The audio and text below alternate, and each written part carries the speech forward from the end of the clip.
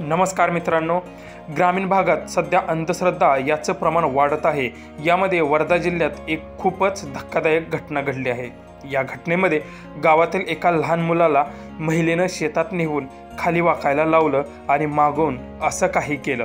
पुढे सविस्तर बातमी पाहण्याआधी आपला वनवा प्रोडक्शन चॅनल सबस्क्राइब करून घ्या। वर्धा येथील नालवाडीमध्ये नागसेन नगर भागात शारदा ही महिला राहत असून तिच्याच घरासमोर एक 12 वर्षांचा लहान मुलगा पतंग उडवत होता। तेव्हा त्या मुलावर शारदा हिची नजर गेली आणि तिने त्या मुलाला घरासमोरूनच आवाज दिला। तेव्हा तो मुलगा लगेच तिच्याकडे पळत आला। मग शारदाने, तुला मी खायला पैसे देते, पण तू माझ्याबरोबर आमच्या शेतात यायचं। तेव्हा तो मुलगा शारदा हिच्याबरोबर जायला तयार झाला। त्यानंतर दोघेही शेतातल्या एका विहिरीवर गेले आणि शारदाने त्या मुलाला एका दगडाला शेंदूर लावायला सांगितला। तेव्हा मुलगा शेंदूर लावण्यासाठी खाली वाकला, तेवढ्यात शारदा मागून त्या मुलाला लात मारते। तसा तो मुलगा विहिरीत पडतो। वरून शारदा मुलगा बुडल्याची खात्री करते आणि इकडे तिकडे बघत तिथून पळ काढते।